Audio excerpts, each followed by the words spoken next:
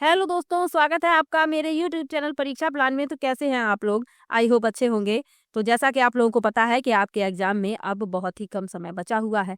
अब इस कम समय में जो महत्वपूर्ण प्रश्न हैं उन्हें पढ़ लेने चाहिए। आज की वीडियो में मैं 14 दिसंबर वाला पेपर लेकर आई हूँ। आप लोगों को जानकारी होगी कि 2024 में लास्ट पेपर आपका हुआ था दिसंबर में। 14 दिसंबर को हुआ था, 15 दिसंबर को हुआ था। तो एसएसटी के दिसंबर के 2 पेपर हैं। इसके अलावा 2024 में जुलाई में पेपर हुआ है और जनवरी में पेपर हुआ है। यानी कुल मिलाकर 2024 में 3 बार परीक्षा कराई गई और इन 3 बार परीक्षा में आप देखेंगे जनवरी में परीक्षा हुई, जुलाई में हुई और दिसंबर में हुई। और दिसंबर में 2 दिन परीक्षा हुई है, तो 2 दिन में आपके एसएसटी के दिसंबर के 2 पेपर हैं। तो ये पेपर है 14 दिसंबर वाला। आप लोगों को 2024 वाले सभी पेपर पढ़ लेने चाहिए। आपके कई प्रश्न तैयार हो जाएँगे। तो आज मैं 2024 का 14 दिसंबर वाला पेपर लेकर आई हूँ। यदि आप लोग इस वीडियो को सपोर्ट करते हैं, तो जो 3 पेपर और बचे हुए हैं, उनके भी एसएसटी के क्वेश्चन मैं सॉल्व करवा दूँगी। तो चलिए आज के वीडियो को शुरू करते हैं। वीडियो देखने के बाद यदि आपको अच्छा लगे, हेल्पफुल लगे तो वीडियो को लाइक और शेयर कीजिएगा और यदि आप चैनल पर नए हैं तो चैनल को सब्सक्राइब कर लीजिए। तो चलिए शुरू करते हैं। पहला प्रश्न दिया गया है, निम्नलिखित में से कौन सा राज्य कदम्ब मयूर शर्मन ने स्थापित किया था? पहला है मध्य प्रदेश, दूसरा है कर्नाटक, तीसरा है राजस्थान और चौथा है गुजरात। तो कदम्ब कर्नाटक का एक प्राचीन शाही परिवार था। उन्होंने उत्तरी कर्नाटक और बनवासी में कोंकण पर शासन किया, जिसे वर्तमान उत्तर कन्नड़ जिले के रूप में जाना जाता है। इस राज्य की स्थापना मयूर शर्मा या मयूर शर्मन ने 345 ईस्वी में की थी और 540 ईस्वी में इसका पतन हुआ। तो इसके पूछे गए हैं, क्या पूछा गया है कि मयूर शर्मन ने स्थापित किया था कौन सा राज्य? तो इसमें आपका बी विकल्प सही हो जाएगा, कर्नाटक। चलिए आगे बढ़ते हैं। आप लोगों की जानकारी के लिए मैं बता दूं कि यदि आप पेपर फर्स्ट भी देने वाले हैं तो ईवीएस मैंने कंप्लीट पढ़ाया है, एनसीईआरटी बेस्ड पूरा पढ़ा दिया है और 2024 के जो पेपर हुए हैं सभी को एक साथ एक वीडियो में ही सॉल्व करवा दिया है। तो यदि आप पेपर फर्स्ट देने वाले हैं तो ईवीएस के लिए ये वीडियो जरूर देख लीजिएगा। चलिए आगे बढ़ते हैं। अगला प्रश्न दिया गया है, ग्रहों के बारे में निम्नलिखित में से कौन से कथन सही है? लिखा है वे तारों के प्रकाश से प्रकाशित होते हैं। दूसरा है वे केवल चट्टानों से बने होते हैं। तीसरा है सभी ग्रहों के अपने चांद होते हैं। अब ग्रहों के बारे में जो सत्य कथन है वह बताना है।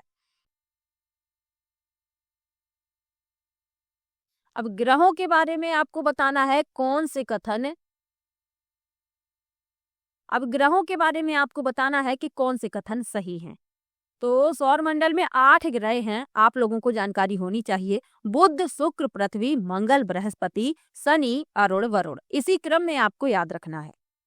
जो ग्रह होते हैं इनके पास स्वयं का प्रकाश नहीं होता है, ये तारों के प्रकाश से प्रकाशित होते हैं। सूर्य भी एक तारा है, ये आपको याद रखना है। अब ग्रहों के बारे में जो सत्य कथन है, वे तारों के प्रकाश से प्रकाशित होते हैं, सही लिखा हुआ है। वे केवल चट्टानों से बने हैं, अब केवल शब्द लगा है इसलिए ये गलत हो गया। और सभी ग्रहों के अपने चांद होते हैं, ये भी गलत है। क्योंकि यदि आप सौरमंडल में जो 8 ग्रह हैं उनमें यदि आप देखते हैं तो बुध और शुक्र के कोई भी उपग्रह यानी कोई भी मून नहीं है। और इसमें लिखा है कि सभी ग्रहों के अपने चांद होते हैं। तो बी और सी गलत है, केवल ए इसमें सही है। दूसरा विकल्प सही हो जाएगा, ओनली ए, यानी केवल ए इसमें सही है।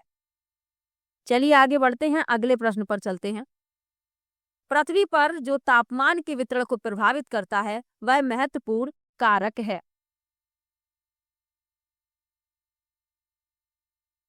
इंग्लिश वाले इंग्लिश में प्रश्न देखते चलें। पहला विकल्प है भीड़ वाले ऊंचे भवन, दूसरा है आतपन अथवा सूर्य से आने वाली विकिरण, तीसरा है ऋतुएं और चौथा है asfalt से बनी सड़कें। तो पृथ्वी पर जो तापमान के वितरण को प्रभावित करता है महत्वपूर्ण कारक पूछा गया है, तो आतपन अथवा सूर्य से आने वाली विकिरण।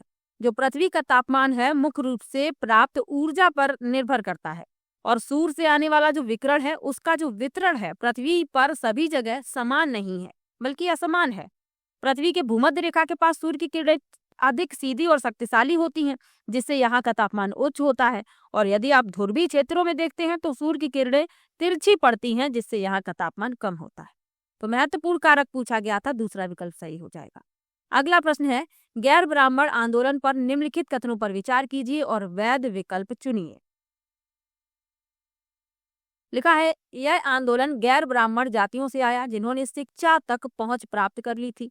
दूसरा है, आंदोलन ने तर्क दिया कि आर्य लोग मूल लोग थे। तीसरा है, आंदोलन उन गैर ब्राह्मण जातियों से आया जिनके पास धन एवं प्रभुत्व था।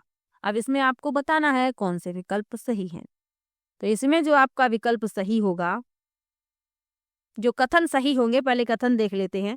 इसमें जो आपके कथन सही है, यह आंदोलन गैर ब्राह्मण जातियों से आया जिन्होंने शिक्षा तक पहुंच प्राप्त कर ली थी, सही है।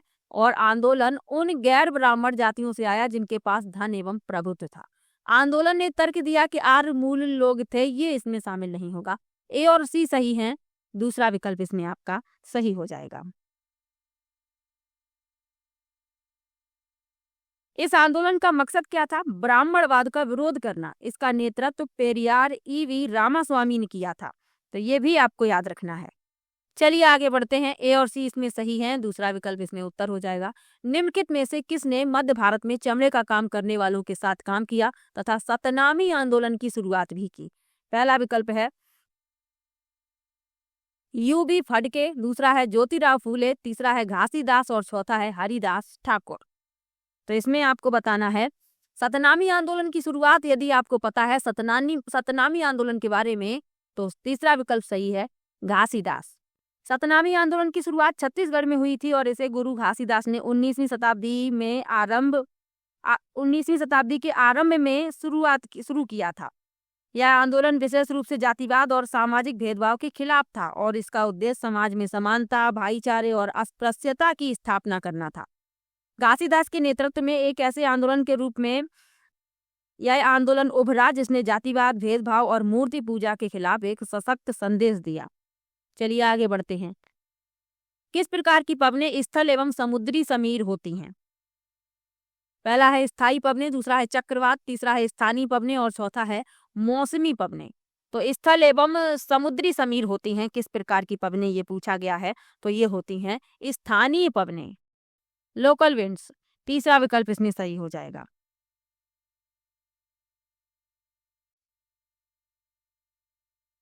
अब आपसे और विकल्प के बारे में पूछ लिया जाए। जो स्थायी पवनें होती हैं, व्यापारिक पवन, पछुआ पवन और पूर्वी पवन स्थायी पवन होती हैं। ये पूरे साल एक खास दिशा में लगातार चलती रहती हैं। मौसमी पवनें जो होती हैं, ये पवन अलग अलग मौसमों में अपनी दिशा बदलती हैं, उदाहरण के लिए भारत में मानसून। और चक्रवाती पवनें हैं जब चक्रवात के समय ये उत्पन्न होती हैं। चलिए आगे बढ़ते हैं। सामाजिक विज्ञान पढ़ाते हुए कक्षा में एक छात्र आपसे पूछता है, विषुवत रेखा पर हम सभी देशांतरों के बीच की दूरी का मापन कैसे कर सकते हैं? इस मापन हेतु कौन सा उत्तर सही होगा? पहला है विषुवत रेखा की दुगनी लंबाई को 90 से विभाजित करना, दूसरा है विषुवत रेखा की लंबाई को 180 से विभाजित करना, तीसरा है विषुवत रेखा की लंबाई को 360 से विभाजित करना और चौथा है विषुवत रेखा की आधी लंबाई को 360 से विभाजित करना।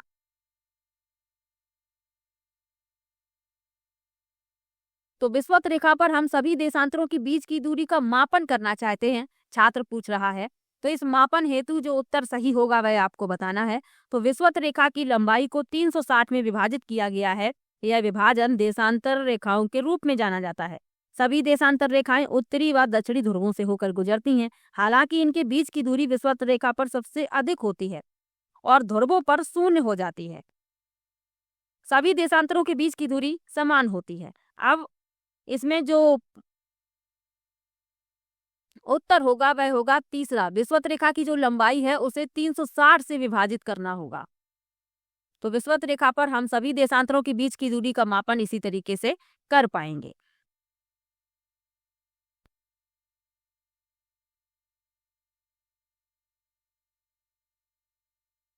चलिए आगे बढ़ते हैं। निम्नलिखित में से शैल चक्र का सही क्रम क्या है? पहला है आग्नेय शैल, मैग्मा, कायांतरित शैल, दूसरा है अवसादी शैल, कायांतरित शैल, मैग्मा, तीसरा है आग्नेय शैल, कायांतरित शैल, अवसादी शैल और चौथा है मैग्मा, कायांतरित शैल, अवसादी शैल। तो शैल चक्र 3 मुख्य शैल प्रकारों के बीच भूगर्भीय समय के माध्यम से संक्रमण की एक मूल अवधारणा है।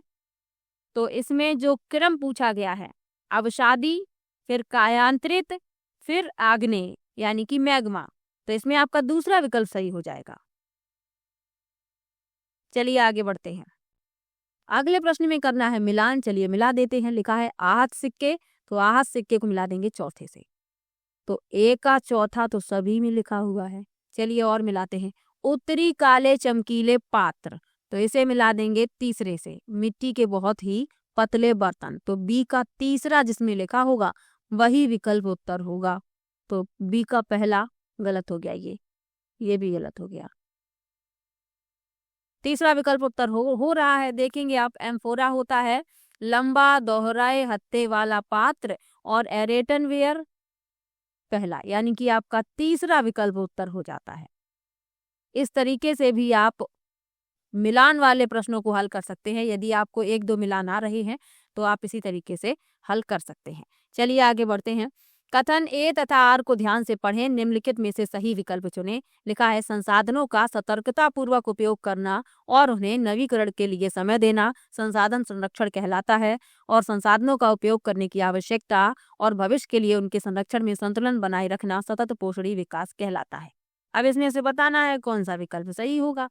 तो ए और आर दोनों सही तो हैं, लेकिन आर ए की सही व्याख्या नहीं कर रहा है, तो तीसरा विकल्प उत्तर हो जाएगा। दोनों ए और आर सही हैं, किंतु आर ए की व्याख्या नहीं है। चलिए आगे बढ़ते हैं। निम्नलिखित में से कौन सा सही नहीं है, यानी कि जो गलत है वह बताना है। 1870 और 1880 के दशकों में ब्रिटिश शासन के प्रति असंतोष ज्यादा गहरा हुआ।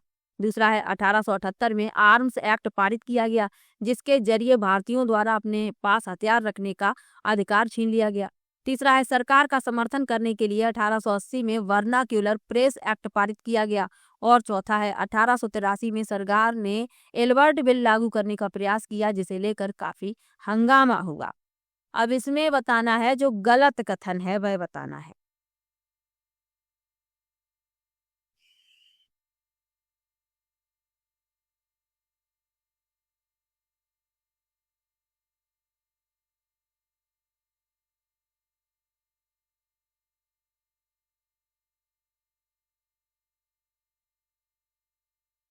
तो इसमें जो आपका गलत है वह है तीसरा विकल्प। सरकार का समर्थन करने के लिए 1880 में वर्नाक्यूलर प्रेस एक्ट पारित किया गया। तो ये 1880 में पारित नहीं किया गया, बल्कि यह 1878 में तत्कालीन वायसराय लॉर्ड लिटन द्वारा लागू किया गया था। इसमें 1880 लिखा है, तो इसीलिए ये गलत है और हमसे गलत ही पूछा गया था। चलिए आगे बढ़ते हैं। घास के मैदानों के बारे में दिए गए कथनों पर विचार कीजिए, सही विकल्प का चयन कीजिए। घास के मैदानों के निर्माण में जलवायु एक महत्वपूर्ण भूमिका निभाती है। दूसरा है प्रेरीज में वार्षिक वर्षा मध्यम स्तर की होती है, जबकि वेल्स में सर्दियों के महीने में सूखा पड़ सकता है। तीसरा है वेल्स में वनस्पति आवरण विरल है, और चौथा है वेल्स उत्तरी गोलार्ध में पाया जाता है, जबकि प्रेरीज दक्षिणी गोलार्ध में। अब इसमें से बताना है कौन सा विकल्प सही है।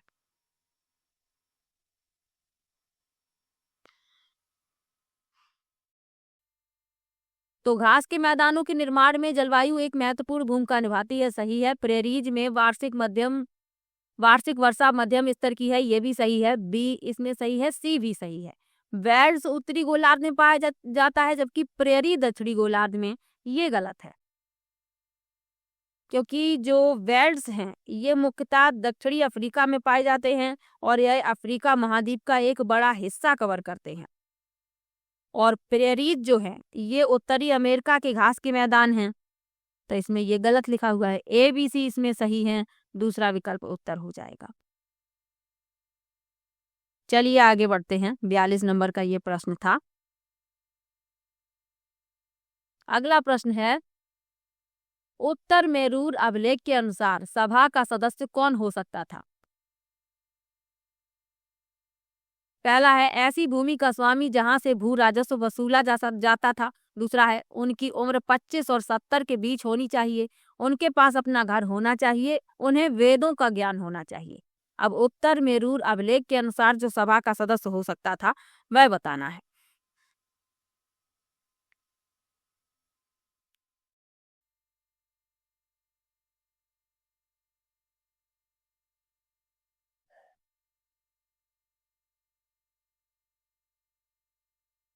तो इसमें जो आपका सही है, ऐसी भूमि का स्वामी जहाँ से भू राजस्व वसूला जाता था, सही है। उनके पास अपना घर होना चाहिए, ये भी सही है। उन्हें वेदों का ज्ञान होना चाहिए, ये भी सही है। उनकी उम्र 25 और 70 के बीच होनी चाहिए, ये गलत है।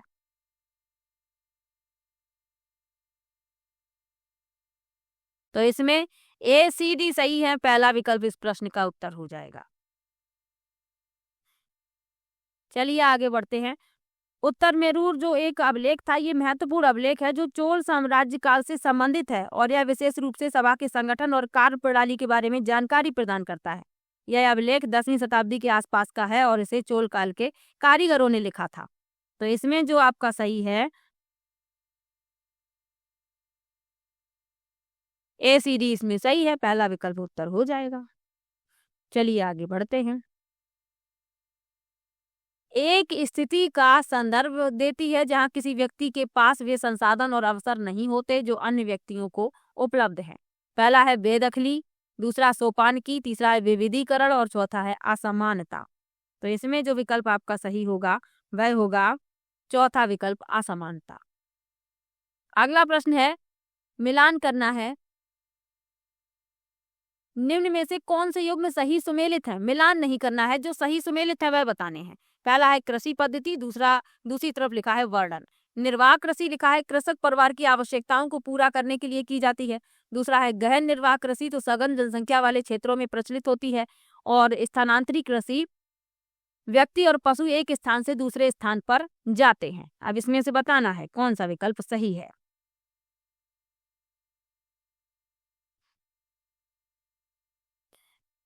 तो निर्वाह कृषि और गहन निर्वाह कृषि ये सही सुमेलित हैं। स्थानांतरी कृषि जिसे झूम खेती भी कहते हैं, तो किसी भूमि के बड़े खंड को साफ किया जाता है, उस पर जो खरपतवार घास वगैरह उगती है उसे वहीं पर काट कर जला दिया जाता है, जो राख होती है उसे भूमि में ही मिलने दिया जाता है। कोई हल नहीं चलाया जाता, बीज ऐसे ही डाल दिए जाते हैं और एक साथ कई फसलें उगा ली जाती हैं। फिर इस भूखंड को छोड़ दिया जाता है और इसी तरीके से किसी अन्य भूखंड पर खेती की जाती है, तो ये स्थानांतरी कृषि कहलाती है। इसमें आपका ए और बी सही है, दूसरा विकल्प इस प्रश्न का उत्तर हो जाएगा। चलिए आगे बढ़ते हैं। दिए गए कथनों ए और आर को पढ़ें और उपयुक्त विकल्प चुनें। राजा राम मोहन राय ने कलकत्ता में ब्रह्मो सभा के नाम से एक सुधारवादी संगठन बनाया था। दूसरा है वह जानते थे कि समाज में परिवर्तन लाना और अन्यायपूर्ण तौर तरीकों से छुटकारा पाना जरूरी है। अब इसमें से आपको बताना है कौन से विकल्प सही है। तो ए और आर दोनों सही हैं, आर ए की सही व्याख्या कर रहा है, दूसरा विकल्प इस प्रश्न का उत्तर हो जाएगा। चलिए आगे बढ़ते हैं, अगले प्रश्न पर चलते हैं।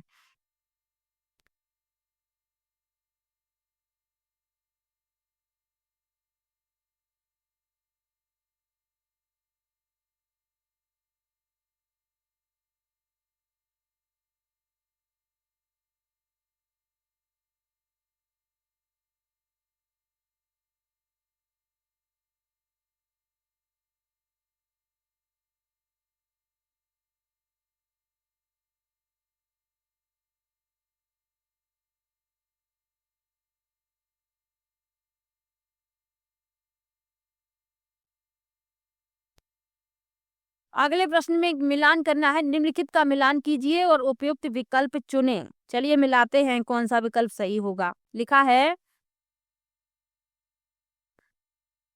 गृहपति, तो गृहपति होता है स्वतंत्र कृषक, तो ए का दूसरा है जिसमें सिर्फ वही विकल्प देखते हैं रखते हैं बाकी। तो ये तो तीनों ही गलत हो गए, सिर्फ पहला विकल्प इसमें बचता है और यही उत्तर है। चलिए और मिला के देख लेते हैं। श्रेणी शिल्पकार, अदमई भूमिहीन मजदूर और अर्कामेडू तटीय निवास, तो इसमें आपका पहला विकल्प उत्तर हो जाता है। चलिए आगे बढ़ते हैं। निम्नलिखित में से किस दिन प्रत्येक वर्ष पर्यावरण दिवस मनाया जाता है? तो इतना सरल प्रश्न, 5 जून को मनाया जाता है प्रत्येक वर्ष पर्यावरण दिवस। लिखा है साझी संपत्ति संसाधनों के बारे में निम्नलिखित में से क्या सही है? लिखा है इन पर सरकार का स्वामित्व होता है, इन पर निजी कंपनियों का स्वामित्व होता है, इन पर समुदायों का स्वामित्व होता है। अब इसमें से बताना है सही विकल्प।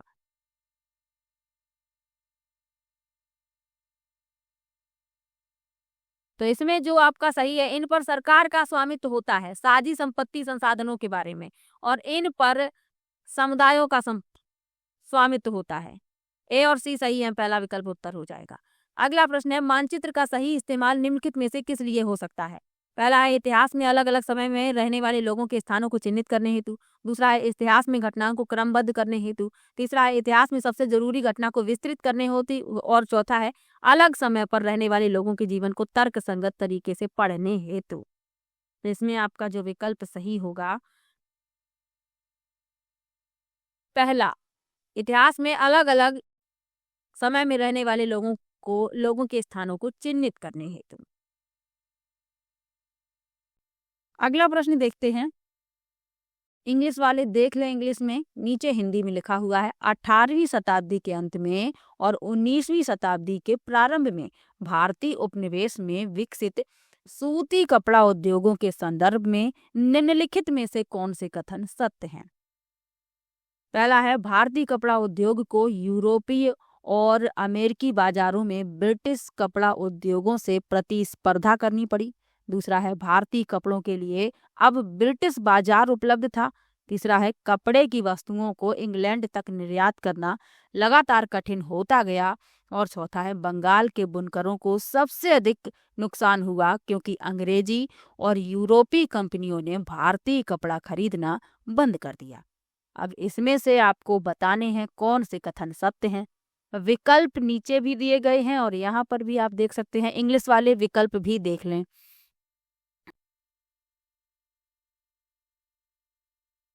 पहला सही है, कपड़ा उद्योग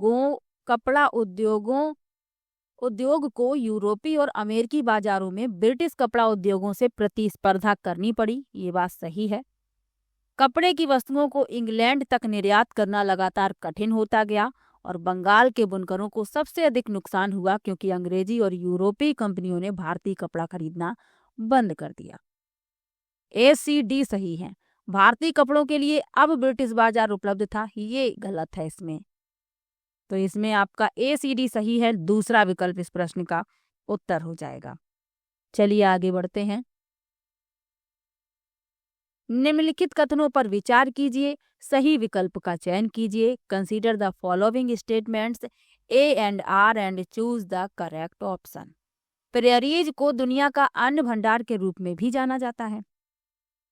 और कथन आर लिखा हुआ है कि खेती के वैज्ञानिक तरीकों और ट्रैक्टर व कंबाइन मशीनों के उपयोग ने दक्षिण अफ्रीका को अधिशेष खाद्य उत्पादक देश बना दिया। अब इसमें आपको बताना है कौन से सही हैं। तो इसमें आप देखेंगे कि कथन ए तो सही है, प्रेरीज को दुनिया का अन्न भंडार के रूप में जाना जाता है और खेती के वैज्ञानिक तरीकों और ट्रैक्टर व कंबाइन मशीनों के उपयोग ने दक्षिण अफ्रीका को अधिशेष खाद्य उत्पादक देश बना दिया। तो दक्षिण अफ्रीका को खाद्य उत्पादक देश बना दिया, ये गलत है। एक तो जो प्रेरी है, इसका एक कारण आप देखेंगे आर क्यों गलत है। प्रेरी जो है ये उत्तरी अमेरिका में है और उत्तरी अमेरिका ही खाद्य उत्पादक है। तो इसमें आपका कथन आर गलत है, चौथा विकल्प सही हो जाएगा। ए सही है किंतु आर गलत है। चलिए आगे बढ़ते हैं, अगले प्रश्न पर चलते हैं। विविधता कुछ नया और अलग लेकर आती है। पहला है सजातीय जनसंख्या के कारण, दूसरा है संस्कृतियों के परस्पर मिश्रण के कारण, तीसरा है आनुवांशिक रचना के कारण और चौथा है समानताओं और समान लक्षणों के कारण।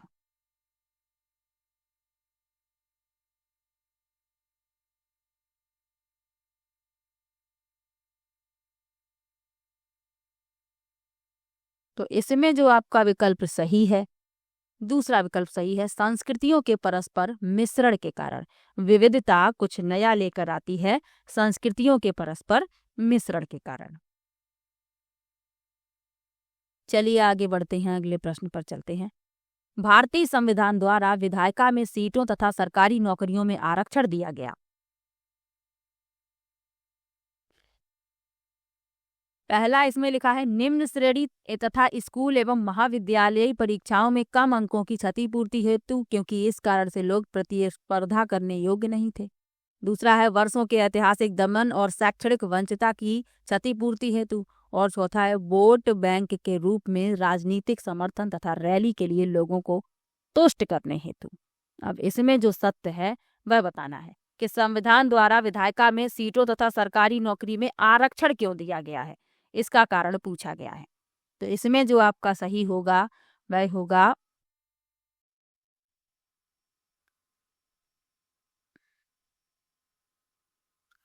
केवल बी, वर्षों के ऐतिहासिक दमन तथा शैक्षणिक वंचितता की क्षतिपूर्ति के लिए संविधान द्वारा विधायिका में सीटों और सरकारी नौकरी में आरक्षण दिया गया है। चलिए आगे बढ़ते हैं।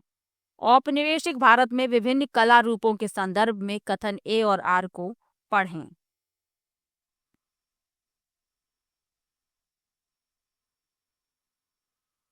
लिखा है, औपनिवेशिक शासन में कई तरह के कला रूपों, शैलियों और तकनीकों का सूत्रपात हुआ। कारण है इन्हें भारतीय कलाकारों ने अपने स्थानीय ग्राहकों और बाजार के हिसाब से अपनाकर नई शक्लें दी। अब इसमें से सही विकल्प बताना है। तो इसमें जो आपका विकल्प सही है वह है ए और आर दोनों सही हैं। आर ए की सही व्याख्या भी कर रहा है। दूसरा विकल्प इसमें आपका सही हो जाएगा।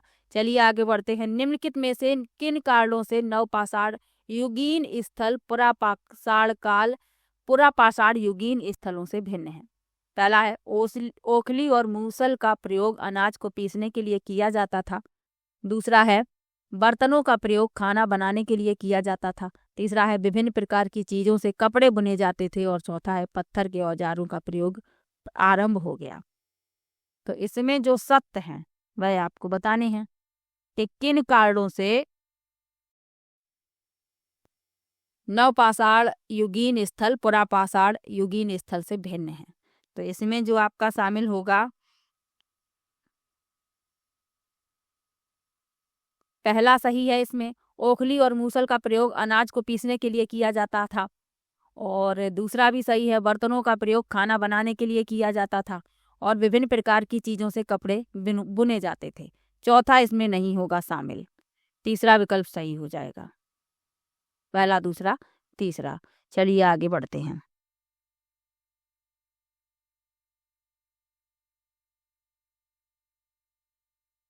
अभिकथन और कारण।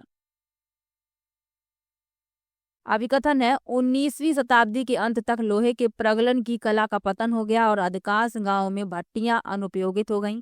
कारण है लोहा प्रगलक को जंगल विभाग को एक उच्च कर का भुगतान करना पड़ता था, जिसने उनकी आय कम कर दी। अब इसमें से बताना है कौन सही है। तो ए और आर दोनों सही हैं। आर ए की सही व्याख्या भी कर रहा है, क्योंकि जो लोहा प्रगालक को जंगल विभाग को एक उच्च कर का भुगतान करना पड़ता था और इसीलिए उनकी आय कम हो जाती थी। तो जो गांव में भट्टियां थीं लोहे के प्रगलन की, उनका अनुपयोग हो गया। तो दोनों ही सही लिखे हुए हैं। आगे बढ़ते हैं। निम्न में से कौन सा स्थानीय शासन का चुना हुआ सदस्य होता है? पहला है वार्ड पंच, दूसरा है सरपंच, तीसरा है सचिव और चौथा है वार्ड पार्षद। तो पूछा गया है कि कौन स्थानीय शासन का चुना हुआ सदस्य होता है। तो इसमें जो आपका सही है वार्ड पंच, सरपंच और वार्ड पार्षद, ये चुने जाते हैं, चुनकर आते हैं, इनका चुनाव होता है। जो सचिव होते हैं ये गैर निर्वाचित होते हैं, यानी ये सरकार द्वारा नियुक्त किए जाते हैं। तो ये भी आपको याद रखना है साथ में। चलिए आगे बढ़ते हैं। निम्नलिखित में से किस तारीख को गांधी जी ने भारतीय लोगों को रॉलेट एक्ट के अहिंसक विरोध का दिन मनाने को कहा? पहला है 6 दिसंबर 1919, दूसरा है 6 अप्रैल 1919, तीसरा है 13 अप्रैल 1919 और चौथा है 15 दिसंबर 1919। तो इसमें जो आपका विकल्प सही है वह है दूसरा विकल्प 6 अप्रैल 1919। अब इस तरीके के जो प्रश्न हैं इन्हें तो आप याद ही कर सकते हैं और आपको वीडियो देखने से याद भी हो जाएंगे। तो इस तरीके के भी प्रश्न पूछे गए हैं। ये पेपर सॉल्व करवाने का मेरा मकसद यही है कि आपको कुछ प्रश्न जो हैं इस तरीके से यदि दोबारा पूछ लिए जाएं तो वो प्रश्न आपके गलत नहीं होंगे।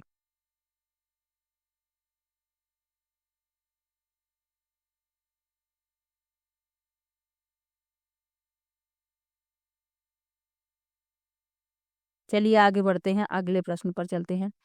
ग्रीनविच पर एक अपराह्न का समय होगा जब ग्रीनविच के 60 अंश पश्चिम तथा 60 अंश पूर्व में क्या समय होगा?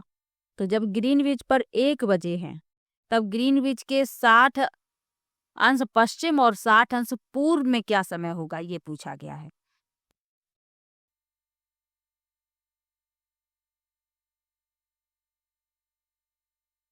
तो इसमें जो आपका विकल्प सही होगा, 60 अंश जब पश्चिम का समय पूछा जा रहा है तो बजेंगे 9 और 60 अंश पूर्व में बजेंगे 5। तो तीसरा विकल्प इसमें आपका सही हो जाएगा। चलिए आगे बढ़ते हैं। कथन ए और बी पर विचार कीजिए, सही विकल्प का चयन कीजिए। कथन ए है, योगात्मक आकलन शिक्षण अधिगम प्रक्रिया के शुरू से अंत तक विद्यार्थी की प्रगति का निरीक्षण करता है। कथन बी है, रचनात्मक आकलन पाठ्यक्रम के अंत में होता है। अब इसमें आपको बताना है कौन सा सही है। तो इसमें जो आपका विकल्प सही है, ए और बी दोनों ही गलत लिखे हुए हैं।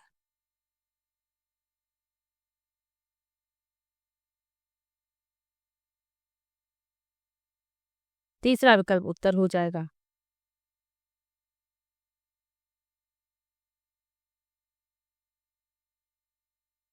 तो योगात्मक आकलन किसी इकाई, शैक्षणिक पाठ्यक्रम या शिक्षण की अवधि के अंत में केवल शिक्षार्थियों द्वारा सीखने का मूल्यांकन करता है। यह शिक्षण अधिगम प्रक्रिया के शुरुआत से अंत तक विद्यार्थी की प्रगति का आकलन और निरीक्षण नहीं करता। रचनात्मक आकलन शिक्षार्थी द्वारा सीखने की अधिगम प्रक्रिया के दौरान किया जाने वाला आकलन है, न कि पाठ्यक्रम के अंत में किया जाने वाला आकलन। इसीलिए दोनों ही कथन गलत लिखे हुए हैं। अगला प्रश्न है, निम्नलिखित में से कौन से प्रश्न आलोचनात्मक चिंतन को बढ़ावा देते हैं? तो आलोचनात्मक चिंतन को जो बढ़ावा दे रहे हैं वह बताना है। पहला है, वे विभिन्न तरीके क्या हैं जिनके द्वारा सरकार सभी को स्वास्थ्य सेवाएं प्रदान करने हेतु कदम उठा सकती है? चर्चा कीजिए। अमेजन की तुलना में गंगा नदी में प्रदूषण मानव जीवन को व्यापक रूप से प्रभावित करेगा। कथन की जांच कीजिए। ब्राजील एवं भारत की भू आकृति के बीच भेद कीजिए। हिमालय की महत्वपूर्ण विशेषताओं का वर्णन कीजिए। मुगल प्रशासन में जमींदार की क्या भूमिका थी? तो जो प्रश्न आलोचनात्मक चिंतन को बढ़ावा देंगे वह प्रश्न बताने हैं। तो इसमें जो आपका विकल्प सही होगा वह होगा बी विकल्प, ए और बी। ए और बी जो हैं ये आलोचनात्मक चिंतन को बढ़ावा देंगे। तो इसमें आपका दूसरा विकल्प सही हो जाएगा। आलोचनात्मक चिंतन जो होता है एक मानसिक प्रक्रिया है जिसमें किसी विषय, विचार या समस्या का गहन विश्लेषण और मूल्यांकन किया जाता है। इसका उद्देश्य यह सुनिश्चित करना होता है कि विचार और निर्णय पूरी तरह से सटीक, संगत और विविधपूर्ण हों। तो इसमें आपका दूसरा विकल्प सही हो जाएगा। अगला प्रश्न है, खेतीहर मजदूरों को दी जाने वाली कम मजदूरी के कारण का चुनाव करें। पहला है, वे बाजार में मिल रही मजदूरी से संतुष्ट हैं। दूसरा है, वे कुशल नहीं होते। तीसरा है, वे एक नियमित काम के लिए भूमि मालिकों पर निर्भर होते हैं। और चौथा है, उनमें से अधिकांश लोगों के पास अपनी जमीन नहीं होती। तो खेतीहर मजदूरों को कम मजदूरी दी जाती है। क्यों दी जाती है, इसका कारण पूछा गया है। तो वे नियमित काम के लिए भूमि मालिकों पर निर्भर रहते हैं। उन्हें कम मजदूरी भले ही मिलती है लेकिन उन्हें नियमित मजदूरी मिल जाती है, इसीलिए कम मजदूरी का ये मुख्य कारण है। तीसरा विकल्प इसमें सही हो जाएगा। अगला प्रश्न है, छात्रों के लिए सामाजिक विज्ञान पाठ्यक्रम के गतिविधियों को और अधिक आकर्षक बनाया जा सकता है। पहला है प्राक पहला है व्याख्यान के पक्ष में आलोचनात्मक सोच और चर्चा को कम करने से। दूसरा है प्रौद्योगिकी और मल्टीमीडिया संसाधनों को शामिल करने से। तीसरा है केवल सबसे महत्वपूर्ण ऐतिहासिक घटनाओं और आंकड़ों पर ध्यान केंद्रित करने से। और चौथा है तथ्यों और आंकड़ों को याद करने पर जोर देने से। तो इसमें जो आपका विकल्प सही होगा, दूसरा विकल्प सही होगा, प्रौद्योगिकी और मल्टीमीडिया संसाधनों को शामिल करने से। दूसरा विकल्प सही हो जाएगा। चलिए आगे बढ़ते हैं। Match the following and choose the correct option. निम्न का मिलान करें और सही विकल्प का चुनाव करें। चलिए मिलाते हैं, फिर देखते हैं कौन सा विकल्प सही है।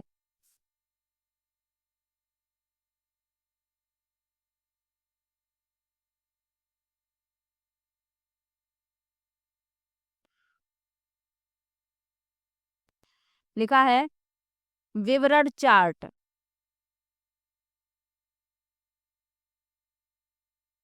तो इसे मिला देंगे ऐतिहासिक विकास तीसरे से। एक का जिसमें तीसरा है वही सही होगा। चलिए देखते हैं। तो इसमें एक का दूसरा है, इसमें एक का चौथा है, इसमें एक का चौथा है, यानी दूसरा विकल्प सही हो गया एक ही मिलान से। चलिए और मिला लेते हैं। संबंध चार्ट कार्य कारण संबंधों को दर्शाता है। फ्लो चार्ट एक प्रक्रिया के चरण और सारणीकरण चार्ट तालिका के रूप में डेटा। इसमें आपका दूसरा विकल्प सही हो जाएगा। चलिए आगे बढ़ते हैं।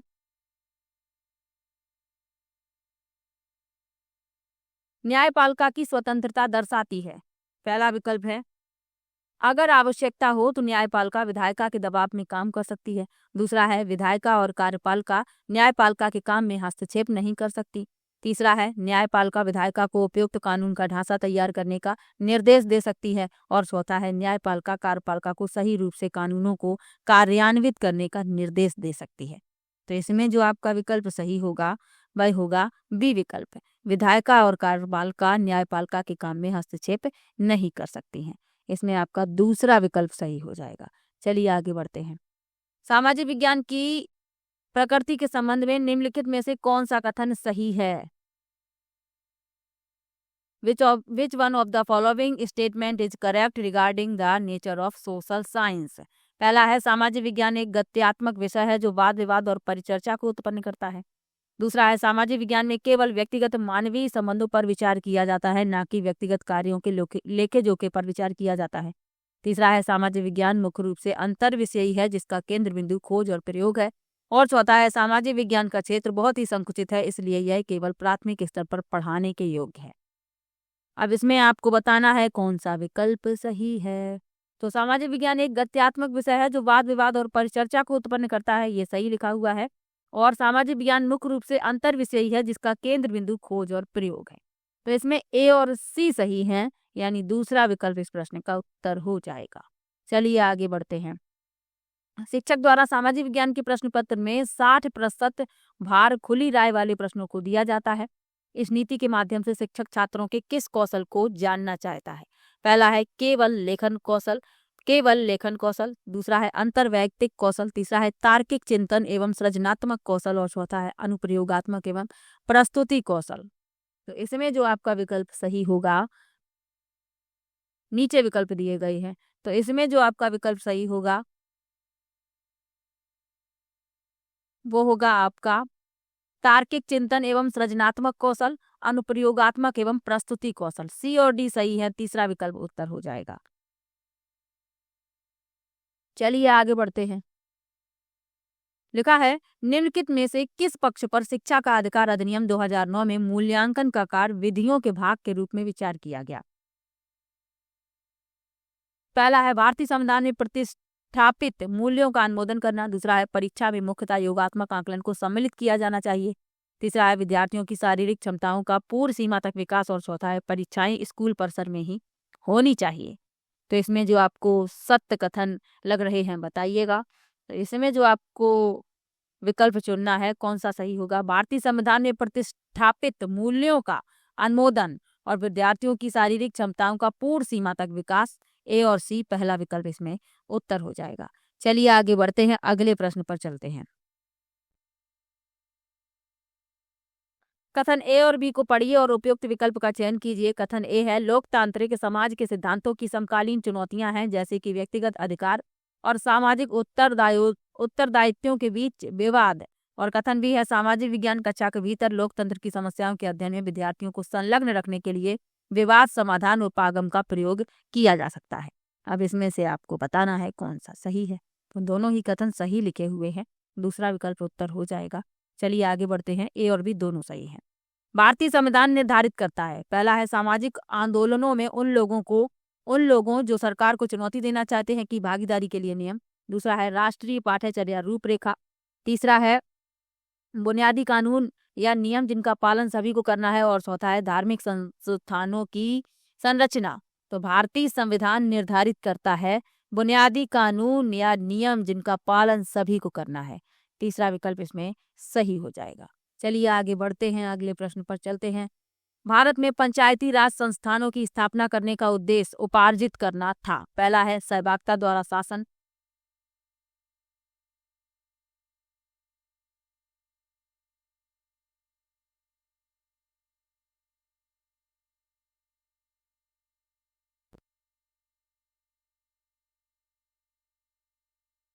दूसरा है सांस्कृतिक एकरूपता, तीसरा है लोकतांत्रिक विकेंद्रीकरण और चौथा है धार्मिक विविधता। तो इसमें जो विकल्प सही है वह है सहभागिता द्वारा शासन, लोकतांत्रिक विकेंद्रीकरण। पहला विकल्प सही हो जाएगा। चलिए आगे बढ़ते हैं। निम्नलिखित में से कौन से विषय मिडिल स्कूल विद्यार्थियों के लिए अति उपयुक्त हैं? पहला है इतिहास में महात्मा गांधी का योगदान, दूसरा है भारत का आर्थिक विकास, तीसरा है वर्तमान परिदृश्य में महिलाओं की स्थिति और चौथा है जनसंख्या वृद्धि के कारण। तो मिडिल स्कूल विद्यार्थियों के लिए जो उपयुक्त हैं वह बताने हैं। नीचे लिखे हैं विकल्प।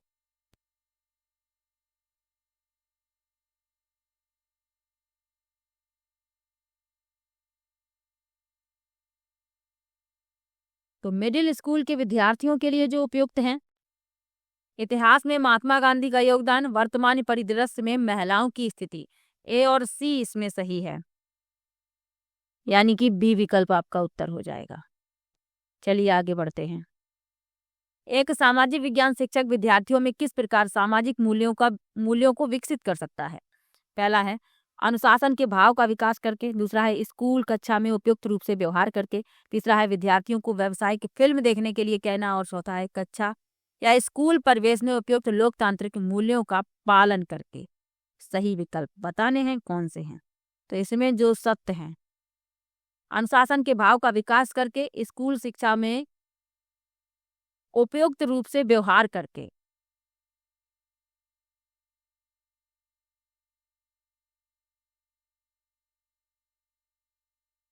और कच्चा स्कूल परिवेश में उपयुक्त लोकतांत्रिक मूल्यों का पालन करके। तीसरा इसमें शामिल नहीं होगा। पहला, दूसरा, चौथा, चौथा विकल्प इस प्रश्न का उत्तर हो जाएगा।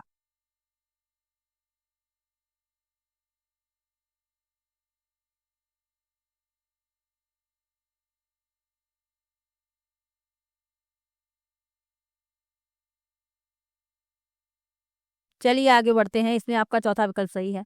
निम्नलिखित में से कौन सी शिक्षण विधियां सामाजिक विज्ञान में आ रही चुनौतियों से पार पाने हेतु उपयुक्त हैं? पहला है विशिष्ट से सामान्य तक, दूसरा है जटिल से सामान्य तक, तीसरा है ज्ञात से अज्ञात तक और चौथा है विश्लेषण से संश्लेषण तक। तो इसमें जो शामिल होंगे विशिष्ट से सामान्य, ज्ञात से अज्ञात, विश्लेषण से संश्लेषण। जटिल से सामान्य इसमें शामिल नहीं होगा। ए सी डी सही है, चौथा विकल्प उत्तर हो जाएगा। चलिए आगे बढ़ते हैं। सामाजिक विज्ञान कक्षा में शिक्षण में द्वंद्वात्मक उपागम के प्रयोग से क्या तात्पर्य है?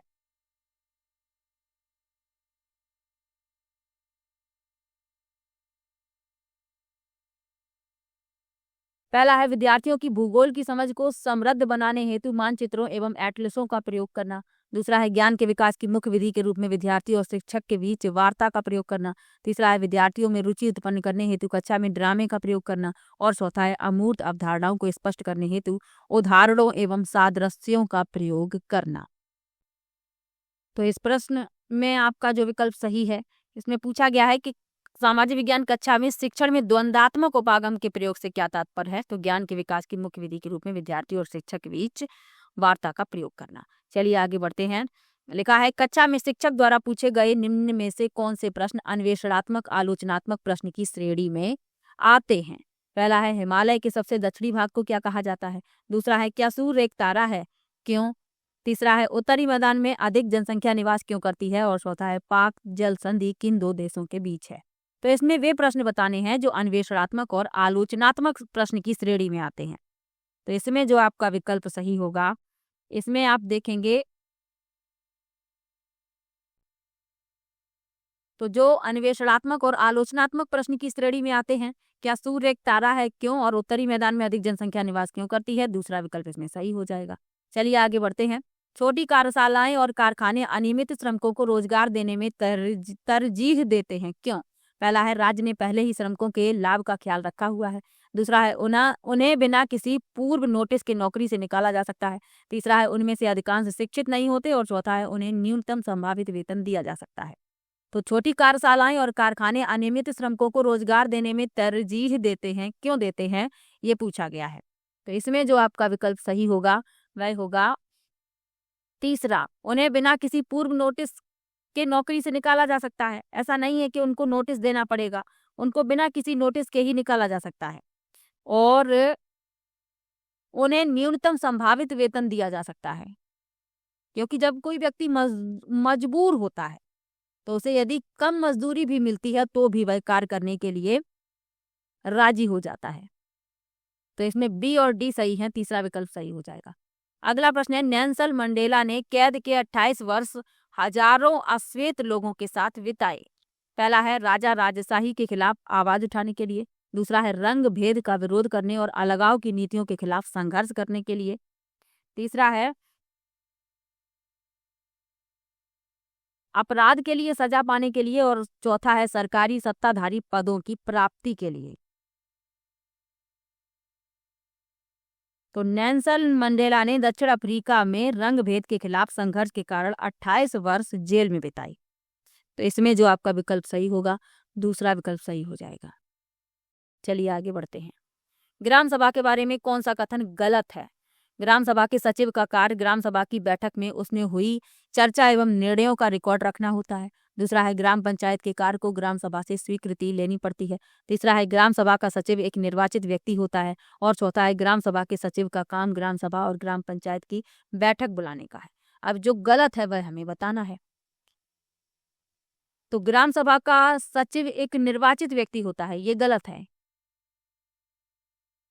वह निर्वाचित नहीं होता बल्कि सरकार द्वारा नियुक्त किया जाता है। तो तीसरा विकल्प इसमें आपका गलत है और गलत ही पूछा गया है। अगला प्रश्न है, 19वीं शताब्दी के दौरान आधुनिक आदिवासी इतिहास में कौन सा धर्म बहुत ही महत्वपूर्ण धर्म के रूप में उभरा?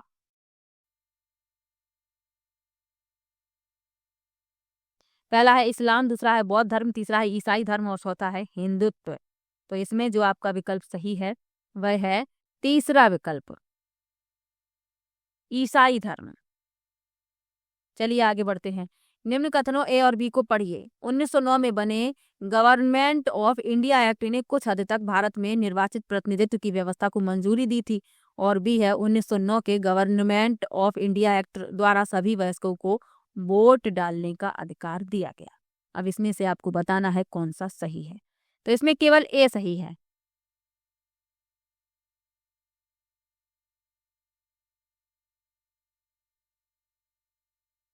बी इसमें गलत है। तो केवल ए सही है, दूसरा विकल्प उत्तर हो जाएगा। अगला प्रश्न है, सामाजिक विज्ञान में समालोचनात्मक सोच महत्वपूर्ण है क्योंकि? पहला है यह छात्रों को परीक्षा पास करने में मदद करती है। दूसरा है यह छात्रों को सही उत्तर का अनुमान लगाने की अनुमति देती है। तीसरा है यह छात्रों को अधिक आसानी से जानकारी याद रखने में मदद करती है और चौथा है यह छात्रों को उच्च स्तरीय सोच के लिए तैयार करती है और पांचवा है यह समस्या समाधान की क्षमता को प्रोत्साहित करती है। अब इसमें से बताना है कौन से सही है।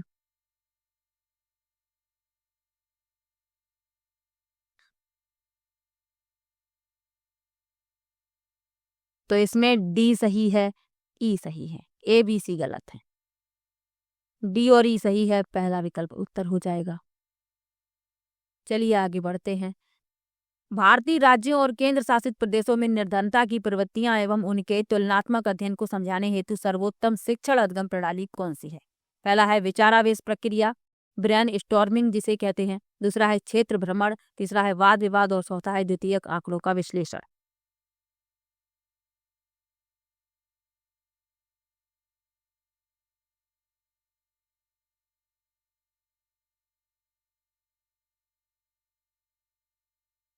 तो इसमें जो आपका विकल्प सही है वह है चौथा विकल्प, द्वितीयक आंकड़ों का विश्लेषण।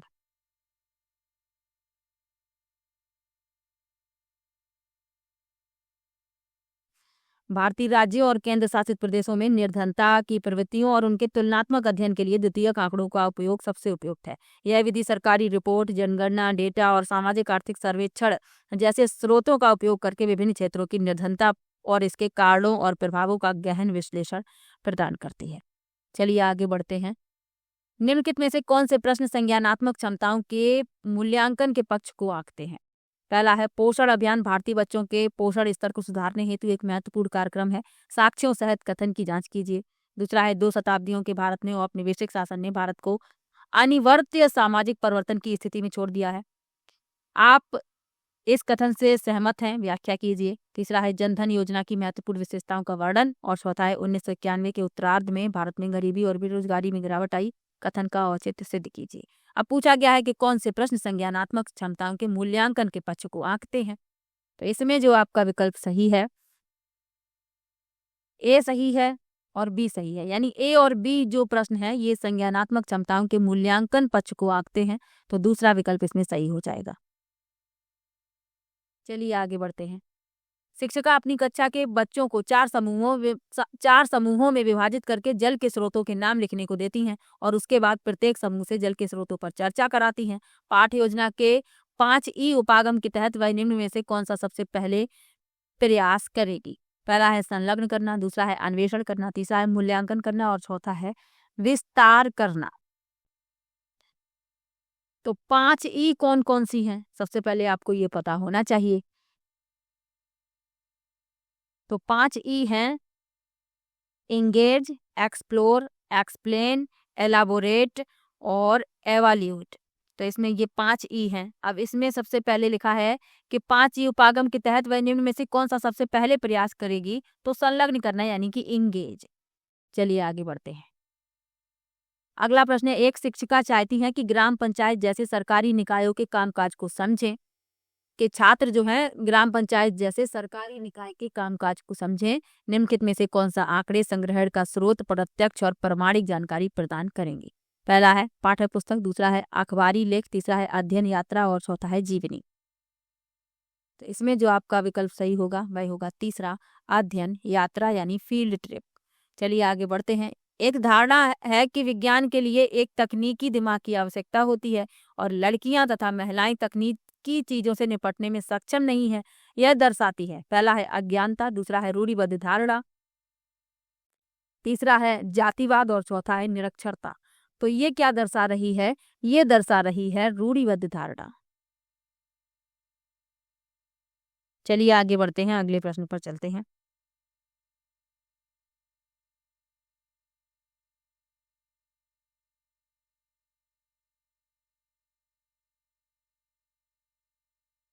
एक क्षेत्रीय भ्रमण के लिए विद्यार्थियों में किस कौशल को पहले विकसित करना चाहिए? पहला है तर्क कौशल, दूसरा है विश्लेषण कौशल, तीसरा है अवलोकन कौशल और चौथा है प्रयोग कौशल।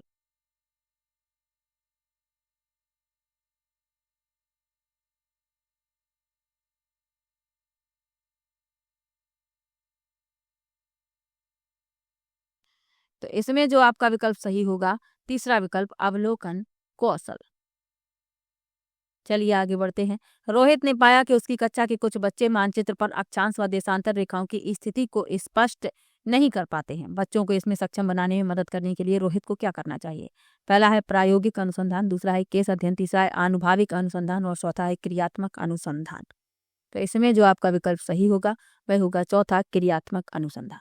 तो ये पेपर था 14 दिसंबर 2024 वाला।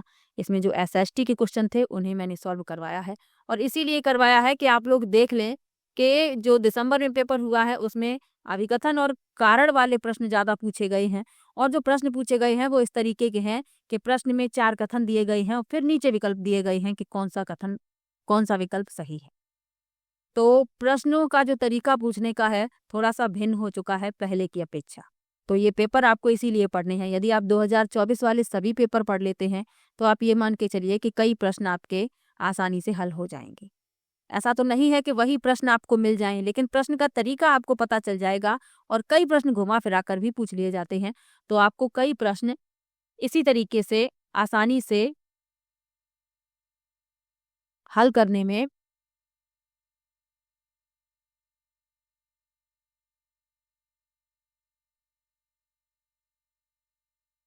तो कई प्रश्न होंगे जो आप आसानी से हल कर पाएंगे। तो चलिए मिलते हैं नेक्स्ट वीडियो में। ईवीएस का वीडियो आप लोग देख सकते हैं जिसमें 2024 के सभी पेपर एक ही वीडियो में सॉल्व करवा दिए हैं। चलिए मिलते हैं नेक्स्ट वीडियो में, तब तक के लिए बाय बाय।